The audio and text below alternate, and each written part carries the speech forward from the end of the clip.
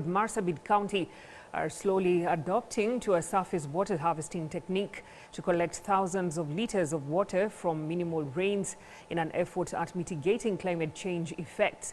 Mombi Wambogo highlights the challenges experienced by women and children during the drought season.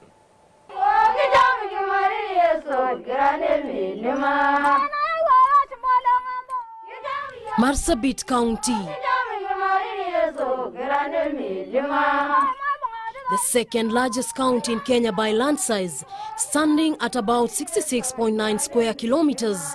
The county is located in central North Kenya and approximately 530 kilometers away from the country's capital, Nairobi County. The county's landmass is classified as arid and semi-arid, experiencing rainfall 3 times a year in a normal climate calendar.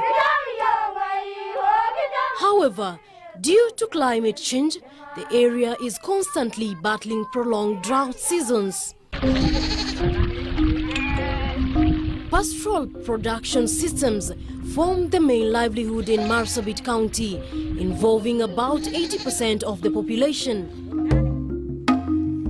Major sources of income within this livelihood include sale of livestock and livestock products. Drought seasons therefore cut off their main source of revenue. The drought seasons leave women and children vulnerable as they are given the responsibility to look for water as the men travel far and beyond to look for pastures.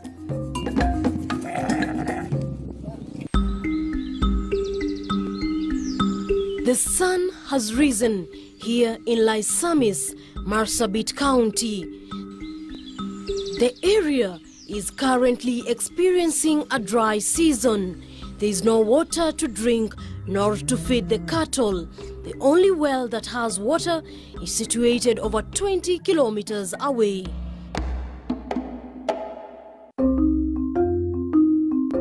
The journey to quench the thirst begins early in the morning.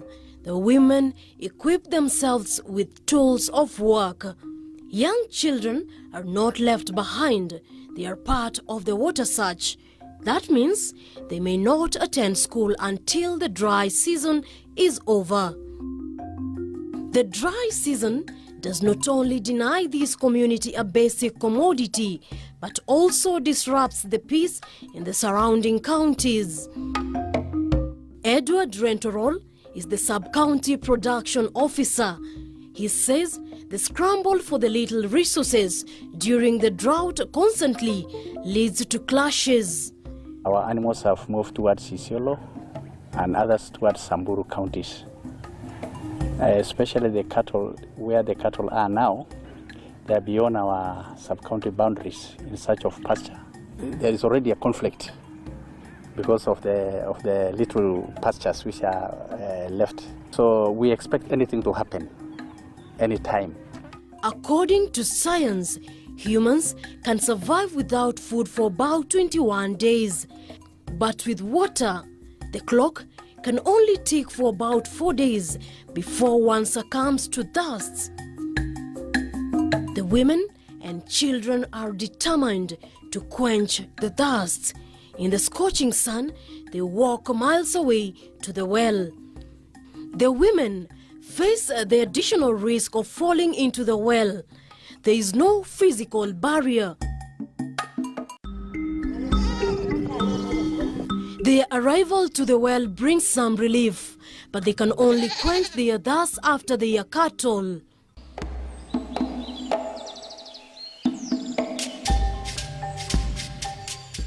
The presence of these birds in distress, which have also flown miles to share the little water left here, depicts the gravity of the drought.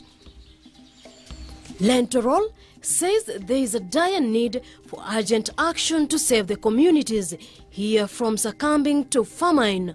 The current drought situation in the sub-county is really serious.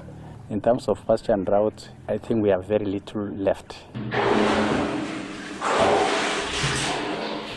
The process of fetching water that starts in the wee hours of the morning, ends at sunset.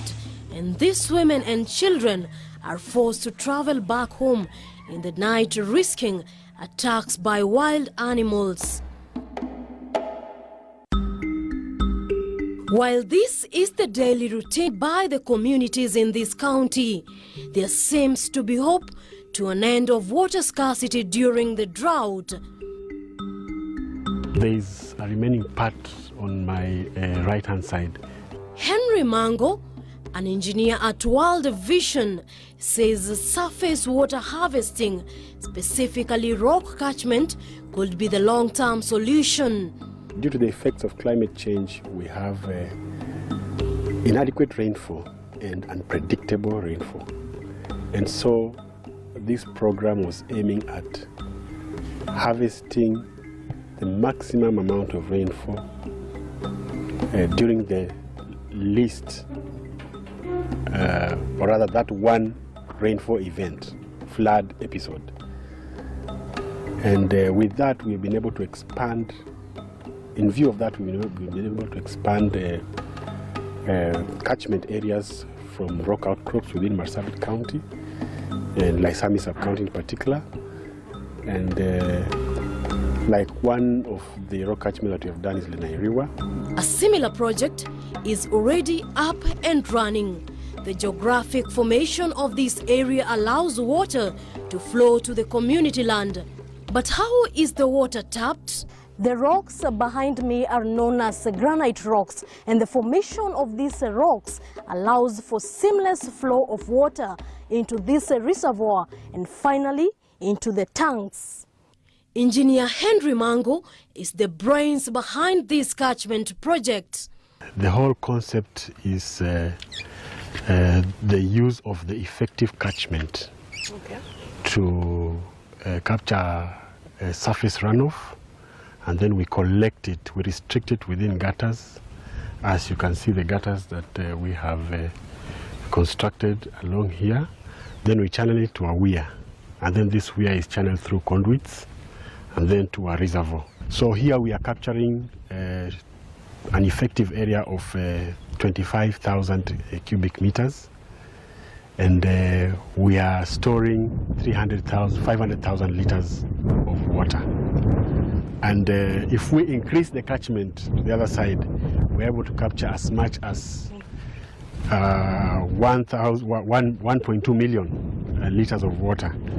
And with a short rainfall event like the one we had previously this month, early this month, it was just a short rainfall event, 30 minutes long, and it was able to fill the 3 tanks. The Swedish government funded the project at a cost of 8.2 million shillings in a bid to empower the women in this community. He says the aim of the project is to focus on climate change mitigation, supporting communities to adapt to effects of climate change and building resilience to drought. The tanks are currently serving 1,000 households, and the women cannot hide their joy. Natuwaki is a mother of 3 and a beneficiary of this water catchment project. Today, she is home early to prepare meals for her family. Before these water tanks were installed, we used to travel for long distance with jerrycans on our backs. We will get back home very late. The little water had many uses. It was very hectic.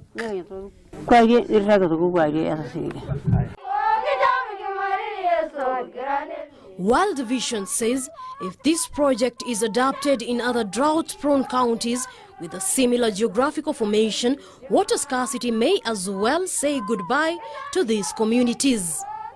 Previously, these women would travel over 50 kilometers in search of water, but now, due to this water catchment project by World Vision, water shortage in this area will now be a story in the past. Mombi Wambogo, K24, Marsabit County.